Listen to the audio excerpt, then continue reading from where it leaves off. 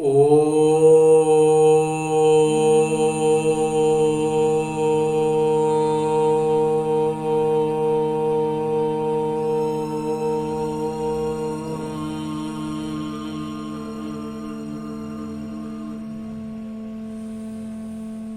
शांति। ओम शांति। बाबा बाबा ओम शांति। आज 29 जून 2023 की मुरली है। बाबा कह रहे, मीठे बच्चे, ईश्वरीय बचपन को भूल ऊंचे से ऊंचा वर्षा गवा नहीं देना। पूरा पूरा पास होंगे तो सूर्यवंशी घराने में राज्य मिलेगा। आधे अधूरे रह जाएंगे तो सूर्यवंशी नहीं मिलेगा। आगे बाबा प्रश्न पूछ रहे हैं कि सतयुग और त्रेता में किसी भी आत्मा को अपने कर्म नहीं कूटने पड़ते, क्यों? उत्तर बतलाते हैं मेरे बाबा, क्योंकि सतयुग त्रेता में जो भी आत्माएं आती हैं वो संगम की ही प्रारब्ध भोगती हैं। अभी जो मेहनत करेंगे, जो पुरुषार्थ करेंगे, उसी का तो फल मिलते रहेगा। उन्होंने संगम पर बाबा द्वारा ऐसे कर्म सीखे हैं तो 21 जन्म तक उन्हें कोई कर्म कूटना न पड़े। अभी बाबा ऐसे कर्म सिखलाते हैं जिससे आत्मा कर्मातीत बन जाती है। फिर किसी भी कर्म का फल दुख नहीं, कोई भी कर्म ऐसा होता ही नहीं कि जिसका फल स्वरूप हमें दुख भोगना पड़े। गीत है, बचपन के दिन भुला न देना। ओम शांति। बच्चों ने मीठा मीठा गीत सुना। बेहद के पिता बच्चों प्रति समझा रहे हैं। परम पिता परमात्मा उसको ही कहा जाता है जो श्री श्री यानी श्रेष्ठ ते श्रेष्ठ हैं। कहते भी हैं शिव भगवानुवाच अथवा रुद्र भगवानुवाच। रुद्र परम पिता परमात्मा को ही कहा जाता है। तो परम पिता परमात्मा इस शरीर द्वारा अपने बच्चों को समझा रहे हैं। ऐसे और कोई मनुष्य और कोई भी साधु संत आदि ऐसा कुछ नहीं कह सकते हैं कि मैं तुम्हारा परम पिता परमात्मा हूँ और इस मुख कमल से बोल रहा हूँ।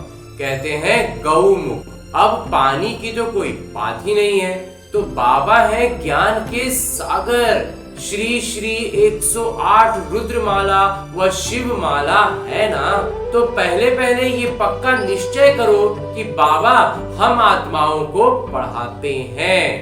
आत्मा ही संस्कार ले जाती है, आत्मा ही पढ़ती है अंगों द्वारा। आत्मा खुद कहती है मैं एक शरीर छोड़ दूसरा लेती हूँ। भिन्न भिन्न नाम रूप देश काल।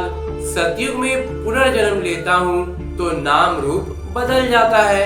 ये आत्मा बोलती है, ये बात आत्मा बोलती है कि उसका हर भिन्न भिन्न नाम रूप देश काल, अलग अलग समय पर अलग अलग देश में अलग अलग नामों से अलग अलग रूपों में अवतरित होते हैं। क्योंकि बाबा हमें भी ये वरदान देते हैं कि हम भी अभी फरिश्ता स्वरूप में अवतरित हुए हैं। तो ये आत्मा बोलती है सतयुग में हूँ तो पुनर्जन्म भी सतयुग में होता है। अथवा बाबा समझाते हैं तुम स्वर्ग में हो तो पुनर्जन्म वहां लेते हो, फिर नाम रूप बदल जाता है। बाबा निराकार शिव इस रथ में आकर समझा रहे हैं, बच्चे अब तुम हमारे बच्चे बने हो, तुमको बहुत खुशी चढ़ी हुई है। हम बेहद के पिता से वर्षा ले रहे हैं इस ब्रह्मा द्वारा। आत्मा कहती है मैं इस शरीर द्वारा बैरिस्टरी अथवा डॉक्टरी का पाठ बजाता हूँ। हम आत्मा अशरीरी थी, फिर गर्भ में आकर शरीर धारण किया है। बाबा कहते हैं मैं तो गर्भ में नहीं आता हूँ। हम ऐसे नहीं कहेंगे कि परम पिता परमात्मा एक शरीर छोड़ दूसरा लेते हैं। नहीं, ये हम आत्मा लेते हैं। ये दादा, ये ब्रह्मा बाबा ऐसा करते हैं, एक शरीर छोड़ के दूसरा शरीर लेते हैं जन्म दर जन्म। इस आत्मा ने 84 जन्म पूरे किए हैं। ये आत्मा अपने जन्मों को नहीं जानती थी, अब 84 जन्मों को जाना है। आत्मा ही कहती है मैंने सूर्यवंशी घराने में जन्म लिया, फिर पुनर्जन्म लेते आए। फिर चंद्रवंशी घराने में भी जन्म लिया, फिर पुनर्जन्म लेते लेते सतयुग से त्रेता, त्रेता से द्वापर, और अब द्वापर से कलयुग में आए। आत्मा कहती है द्वापर में हमने बाबा को बहुत याद किया, परमपिता परमात्मा के लिंग रूप की पूजा भी की। मैं आत्मा सतयुग में मालिक थी, वहां किसी की पूजा नहीं करती थी। स्वर्ग में भक्ति होती ही नहीं, आधा कल्प भक्ति की है। जो द्वापर शुरू हुआ तब से हमारी भक्ति शुरू होती है। अब फिर बाबा के सम्मुख आए हैं। अभी तुम सब निराकार बाबा के सम्मुख आए हो साकार द्वारा। माध्यम ब्रह्मा बाबा साकार में थे, उन्हीं के द्वारा हम शिव बाबा तक पहुंच पाए। बाबा कहते हैं ये ईश्वरीय जन्म भूल नहीं जाना। कहते हैं बाबा ये तो बड़ा मुश्किल है। अरे मुश्किल क्या बात है, तुम आत्माओं का पिता, मैं बाबा हूँ, पिता हूँ। मैं आया हूँ तुमको पतित से पावन बनाने। तुम स्वर्ग की बादशाही करने के लिए पढ़ते हो। ज्ञान के संस्कार मुझ परम पिता परमात्मा में है, इसलिए मुझे ज्ञान का सागर मनुष्य सृष्टि का बीज रूप कहते हैं। तो इसमें भूलने की क्या बात है, ये तो बहुत सरल सा एक ज्ञान है। खुद कहते हैं बरोबर मैं रचयिता हूँ, मैं परम धाम में रहता हूँ। मैं यहाँ एक ही बार आता हूँ, जबकि जब मुझे पढ़ाना होता है तब मैं एक ही बार आता हूँ। पूरा जब पतित हो जाता है तो उसको पावन बनाने के लिए आता हूँ। पतित सृष्टि को आकर पावन बनाता हूँ। जरूर पतित ही याद करेंगे ना, जब पतित हो गए तब तो याद करेंगे। सतयुग में पावन तो याद नहीं करेंगे। ऐसे तो कोई नहीं कहेंगे कि आकर हम आत्माओं को पतित बनाओ, नहीं। पतित माया ने बनाया है, तब कहते हैं पावन बनाइए। परंतु उन्हों को ये पता ही नहीं है कि मैं कब आता हूँ। मैं आता ही हूँ संगम पर, और कोई समय नहीं आता हूँ। अभी आया हूँ। तुम मीठे बच्चों ने हमारी गोद ली है। जानते हो बाबा फिर से प्राचीन राजयोग सिखलाते हैं, जिससे भारत पावन बनता है। ये है निराकार ईश्वर की पाठशाला। निराकार बाबा कहते हैं मैं इस तन में आता हूँ। ये ब्रह्मा तुम्हारी बड़ी माँ है। ये मम्मा सरस्वती जगत अम्बा है, ब्रह्मा की बेटी। बड़ी मम्मा पालना तो नहीं कर सकती, इसलिए वो जगदम्बा मुकर्रर की गई है। इसके यानी ब्रह्मा बाबा के शरीर को जगत अम्बा नहीं कहेंगे, ये मात पिता है। मात पिता जब कहते हैं तो वो आएंगे ब्रह्मा बाबा, क्योंकि वो सम्मिलित रूप में। ये ब्रह्मा माता भी है। वर्षा माता से नहीं मिल सकता, लेकिन वर्षा माता से नहीं मिलेगा। वर्षा फिर भी बाबा से ही मिलेगा, पिता से ही मिलेगा। तो इस ब्रह्मा माता के तुम मुख वंशावली हो। बाबा कहते हैं बच्चे मेरा बनकर तुम स्वर्ग की बादशाही लेने के लिए पुरुषार्थ करते करते फिर कहीं माया की युद्ध में हार नहीं जाना। माया बार बार अपना नया नया रूप ले लेके सामने आएगा, तो उससे युद्ध करते करते भूल न जाना और हार न जाना, भाग नहीं जाना। ये ईश्वरीय बचपन भुलाना नहीं। अगर भुलाया तो रोना पड़ेगा। ब्रह्मा कुमारी जो सरस्वती थी, जिनको जगत अम्बा भी कहते हैं, वो पालना करने के निमित्त बनी हुई है। ये ब्रह्मा यानी ब्रह्मा बाबा पालना कैसे कर सकें? कलश पहले इनको ही मिलता है। पहले इनके कान सुनते हैं, फिर जगदम्बा है संभालने के लिए, फिर उसके आगे संभालने का काम जगदम्बा करती हैं। अब बाबा कहते हैं मैं संगम युग पर आया हूँ तुमको वापस ले जाने। जैसे धर्माऊ मास, जिसके पुरुषोत्तम मास भी कहते हैं ना, वैसे ये भी पुरुषोत्तम युग है। जैसे अभी इस वर्ष भी सावन 2 बार आ रहा है, तो उसको जो अलग से जो एक मास आ गया उसको पुरुषोत्तम मास भी कहते हैं। तो वैसे ही बाबा कहते हैं ये जो पूरा चक्र है उसमें ये जो संगम युग है, ये वैसे ही अतिरिक्त समय हम ब्राह्मण बच्चों के लिए, जो बच्चे बाबा की को पहचान पाते हैं, उन बच्चों के लिए ये अलग समय बाबा देते हैं। जहाँ उत्तम से उत्तम पुरुष बनना होता है, पुरुषोत्तम मतलब उत्तम से उत्तम पुरुष कौन है? ये श्री लक्ष्मी नारायण, ये नर नारी ऊंच से ऊंच कैसे और किस द्वारा बने? बाबा कहते हैं मेरे द्वारा। बाबा ने उनको बनाया है। तो मेरा नाम भी है श्री श्री, श्रेष्ठ ते श्रेष्ठ। ऐसा श्री नारायण जैसे मनुष्य मैं बनाता हूँ, पतितों को पावन बनाता हूँ, जिससे फिर ऐसे लक्ष्मी नारायण पुरुषोत्तम और पुरुषोत्तम मणि बनते हैं। बाबा कहते हैं, बच्चे देह सहित देह के जो भी संबंध है सबको भूलते जाओ, मुझ एक के साथ योग लगाओ। तुम कहते हो हम बाबा के बच्चे बने हैं, बाबा के स्थापन किए हुए स्वर्ग के हम मालिक बनेंगे। बाबा कहते हैं, मामेकम याद करो। ये है आत्मा की अथवा बुद्धि की यात्रा। धारणा सब आत्मा को करनी है, शरीर तो जड़ है। आत्मा की प्रवेशता से ये चैतन्य बनता है। तो बाबा समझाते हैं, लाडले बच्चे, यह याद की मंजिल बड़ी लंबी है। तीर्थों पर तो मनुष्य चक्र लगाकर लौट आते हैं, तीर्थों पर तो कभी विकार में नहीं जाते हैं। क्रोध लोभ आदि हो जाए परंतु पवित्र तो जरूर रहेंगे, क्योंकि लोभ और क्रोध को तुम विकार मानते ही नहीं है, उसको तो एकदम पूरा अपना चीज मानते हैं, इसलिए क्रोध तो कर ही लेते हैं। हाँ, पवित्रता का पालन तीर्थ के दौरान रखते हैं, फिर घर में लौट आते हैं तो अपवित्र बन पड़ते हैं। इस समय सबकी आत्मा भी झूठी तो शरीर भी झूठे हैं। लक्ष्मी नारायण की राजधानी से लेकर जो भी आत्माएं आती गई हैं, इस समय सब पतित हैं। सतयुग में बेहद का सुख, शांति, पवित्रता रहती है। कलयुग में तीनों नहीं है, न सुख है, न शांति है और न पवित्रता। पवित्रता ही नहीं है तो सुख शांति तो उसके पीछे ही आएगा ना। घर घर में दुख और अशांति है। कोई कोई घर में तो इतनी अशांति होती है जैसे पूरा पूरा नर्क, जो रौरव नर्क कहते हैं ना बाबा।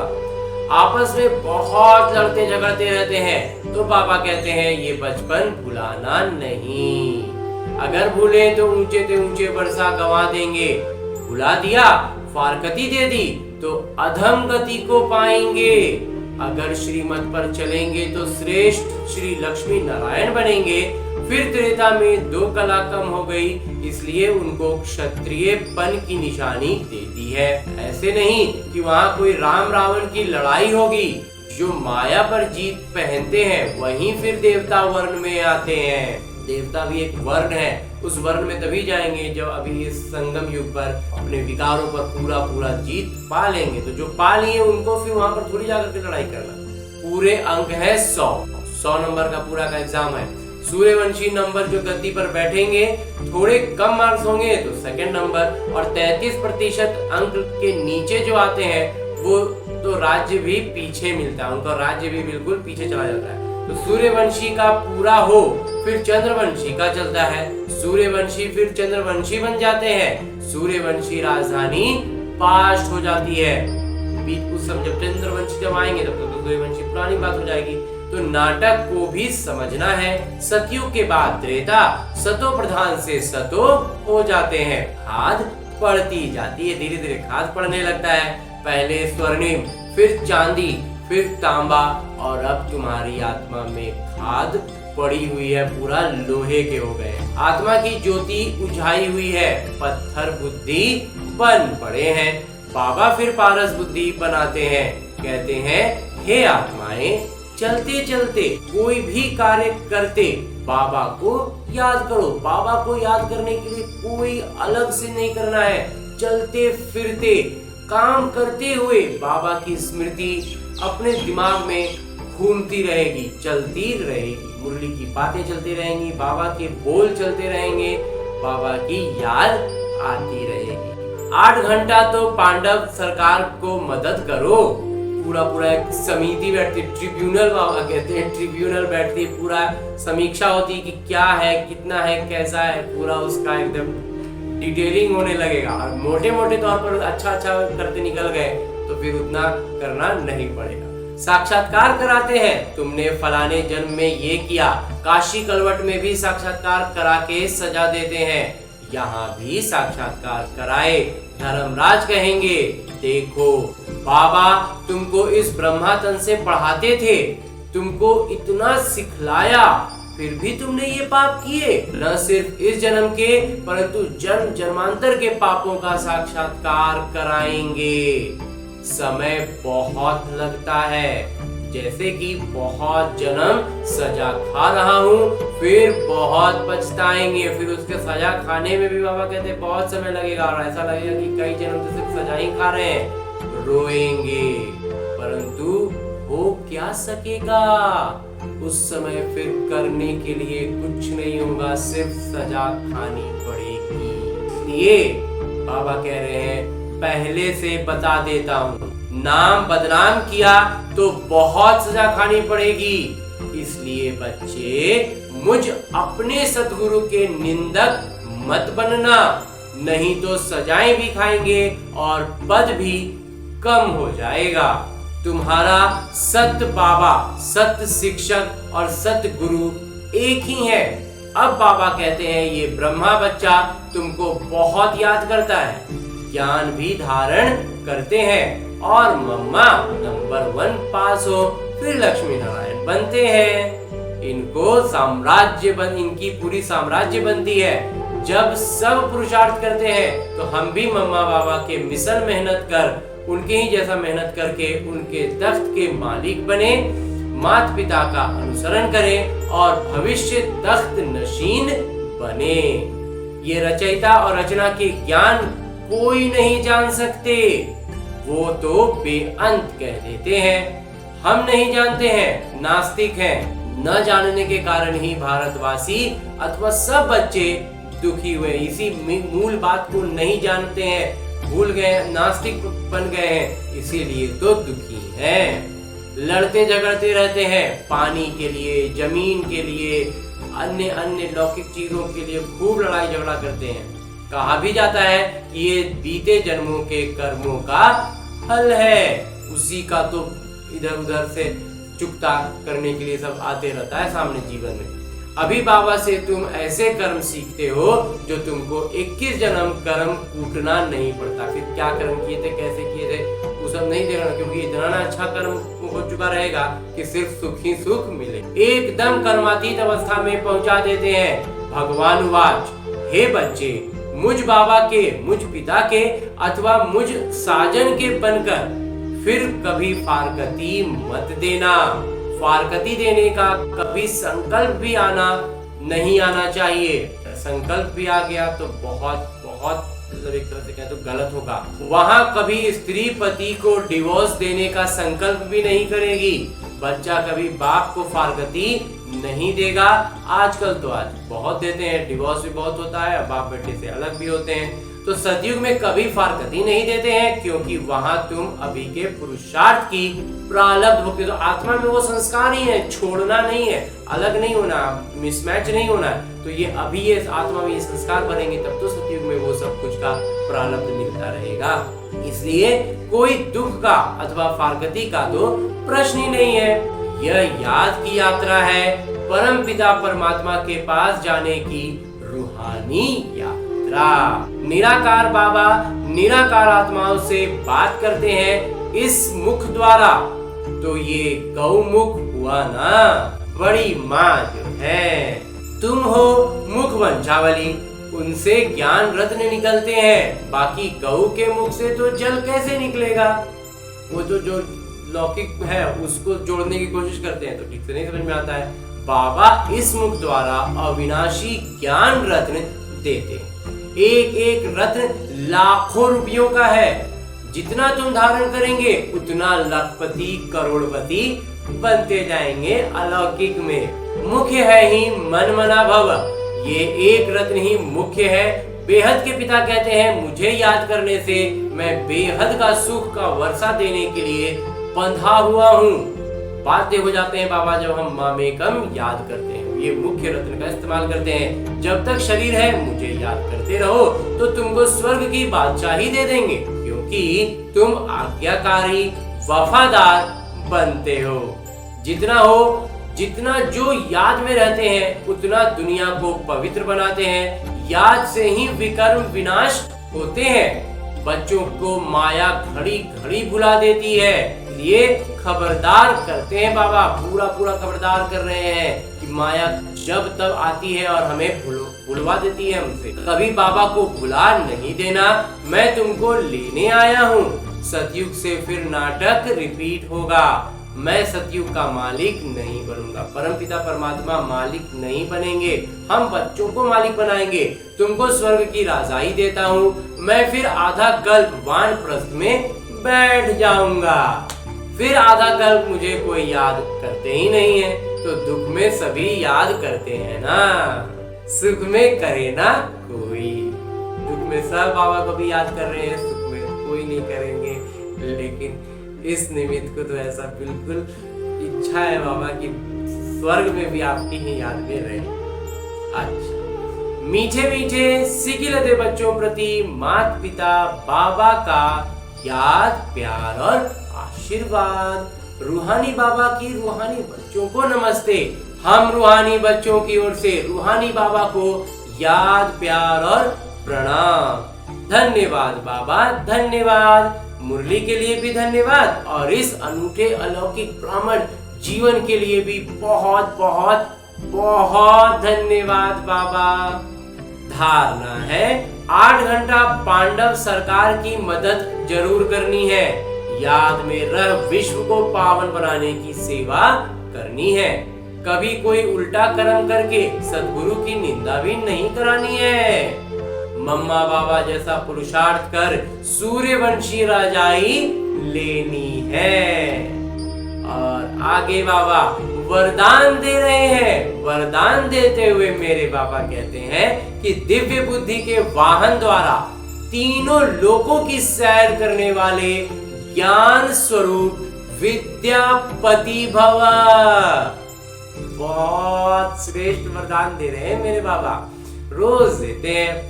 दिव्य बुद्धि अर्थात होली हंस बुद्धि। हंस अर्थात क्षीर और नीर को, मोती और पत्थर को पहचान मोती ग्रहण करने वाले, इसलिए होली हंस संगम युगी ज्ञान स्वरूप विद्या देवी सरस्वती का वाहन है। हंस को सरस्वती का वाहन क्यों बनाया गया है उसको भी बाबा आज एकदम स्पष्ट कर दिए। आप सभी ज्ञान स्वरूप हो, इसलिए विद्यापति या विद्या देवी हो। ये वाहन दिव्य बुद्धि की निशानी है। इस दिव्य बुद्धि के वाहन द्वारा आप तीनों लोकों की सैर करते हो। ये वाहन सभी वाहन से तीव्र गति वाला है। हंस की गति भी बहुत तीव्र होती है और हंस की खासियत क्या है कि वो क्षीर और नीर को अलग कर सकता है, कंकड़ में से मोती चुन लेता है। वैसे ही आज का जो कलयुगी संसार है, इसमें कहीं से भी अगर कोई मोती मिल रहा है तो उसे चुन लेना है, तो हम हो जाएंगे होली हंस। और आगे स्लोगन है, मुरली का उपदेश है कि अपने सर्व शक्तियों को अन्य आत्माओं के प्रति विल करना ही सर्वश्रेष्ठ सेवा है। अन्य आत्माओं को अपनी सर्व शक्तियां दे देना, उसको नाम कर देना, ये जो देने की और अपना सर्वस्व देने की जो कला है, ये जो शक्ति है, दे देना भी एक बहुत बड़ी शक्ति है। ये करेंगे तो बाबा कहते हैं ये सर्वश्रेष्ठ सेवा होगी और इसमें हमारी शक्ति और अधिक बढ़ती जाएगी। और आज की मुरली के बाद मेरे बाबा अव्यक्त इशारे दे रहे हैं कि सदा स्वयं को रचयिता पिता की संतान का स्वमान बनाए रखेंगे तो सर्व के प्रति सम्मान दाता बनो। सदा अपने को आदि देव ब्रह्मा के आदि रत्न, आदि किरदार आत्मा समझो। आदि किरदार निभाने वाली आत्मा ब्रह्मा बाबा के आदि रत्न है। जैसे ब्रह्मा बाबा ने छोटे बड़े युवा और हमूम्र सबको अपने अपने समान एक समान सम्मान दिया, ऐसे ही हमें भी फॉलो फादर करना है, पिता का अनुसरण करना है, ब्रह्मा बाबा के नक्शे कदम पर चलना है और शिव बाबा की स्मृति में खोए रहना है। हर कार्य करते जीवन के नित्य जीवन के हर कार्य में, जैसे कोई गाना बजता रहता है ना, किसी जगह स्थान पर मॉल वगैरह में कहीं भी जाते हैं तो वहाँ गाना बजते रहता है तो वो कहीं ना कहीं हमारे दिमाग में घुसता है। वैसे ही बाबा की याद को, बाबा की मुरलियों को अपनी स्मृति में, काम कुछ भी कर रहे हो स्मृति में वो चलता रहे। तो जैसे ही कोई बड़ी बात छोटी बात जीवन में आएगी तो वो मुरली की वो कौन सी वाली बात उस जगह पर लागू होनी है वो अपने आप स्वतः ही हमारा दिमाग उसको कर लेगा और हम अपने जीवन का उत्थान कर पाएंगे। अच्छा, ओम शांति बाबा।